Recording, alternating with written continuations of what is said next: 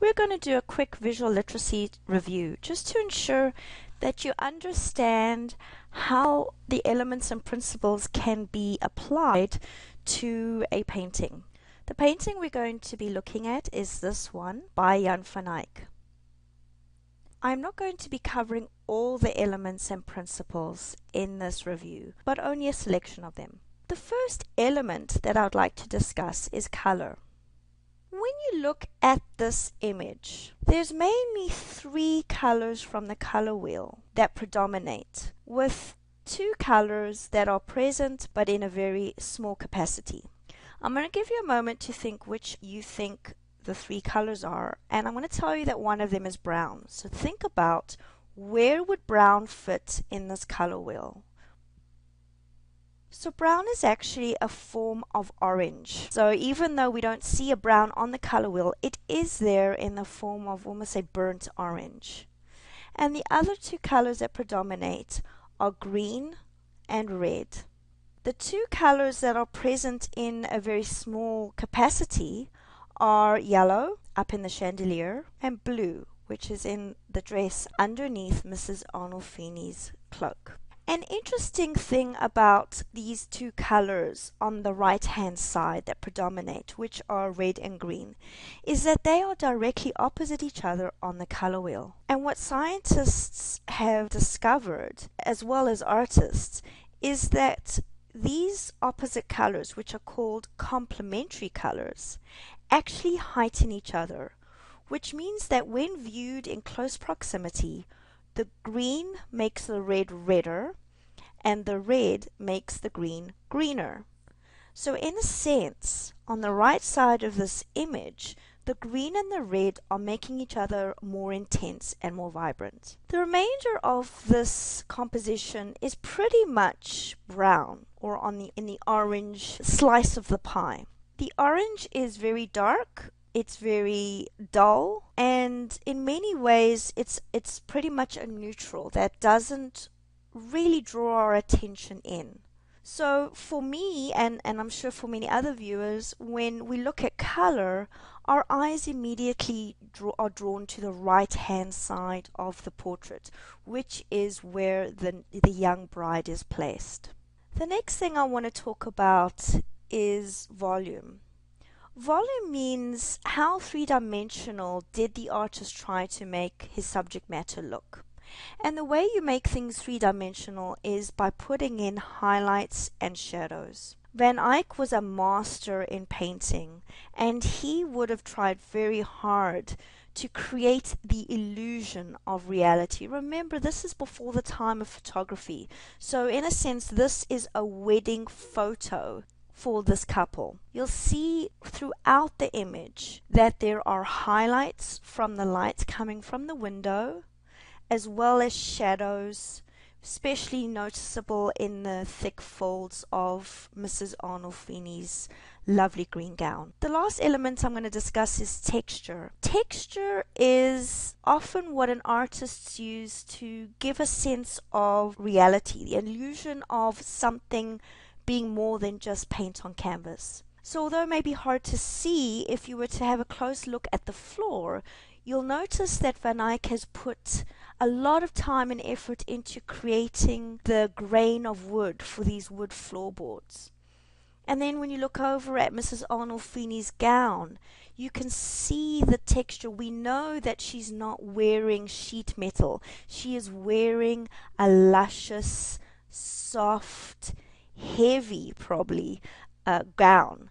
And through manipulating light and shadow, Van Eyck is able to show that to us.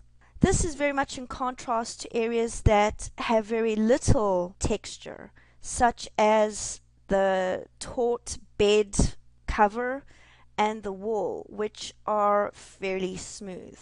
And it helps Mrs. Arnolfini stand out against these contrasting smoother textures. If you look at the dog, you'll notice that it is furry.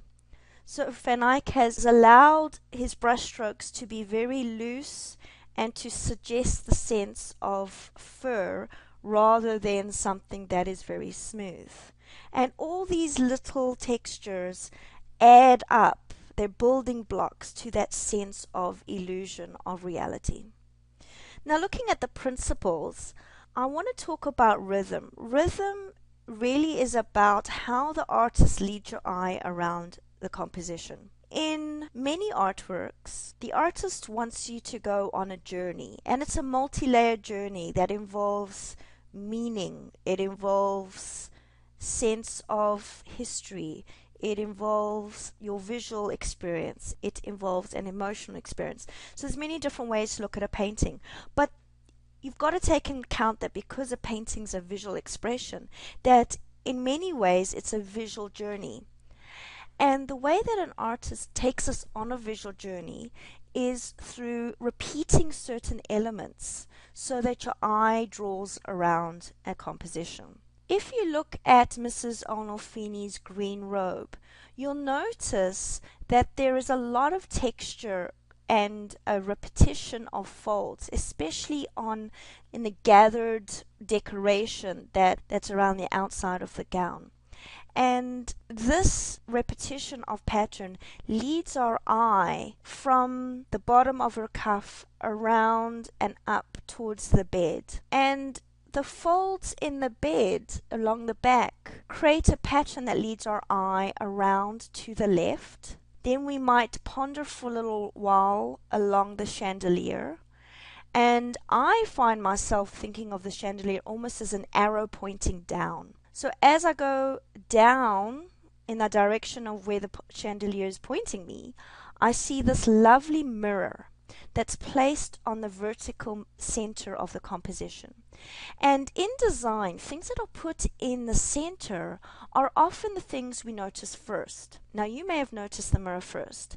To be honest with you, I am drawn immediately by the green robe. That is where my eye goes first in this composition, but I do end up at the mirror second. However, the artist is telling us in some sense that this mirror is important by placing it in this very unique and compositionally important spot. What I like about this mirror is that there is a sense of curiosity in us as a viewer. And as we get to this mirror, you'll notice this beautiful scallop decoration around the edge.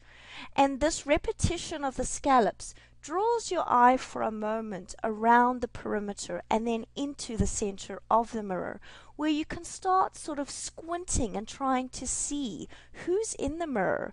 Is that us looking at this couple, or is it the artist himself? Rhythm continues along the fur robe of Mr. Arnolfini, drawing our eye up and around his body, and then continues around the bottom of the painting as we travel along the lines of the floorboard. So think of rhythm very much as a repetition of pattern that leads the eye. When we discuss emphasis, really emphasis means what is the focal point and how did the artist make it the focal point.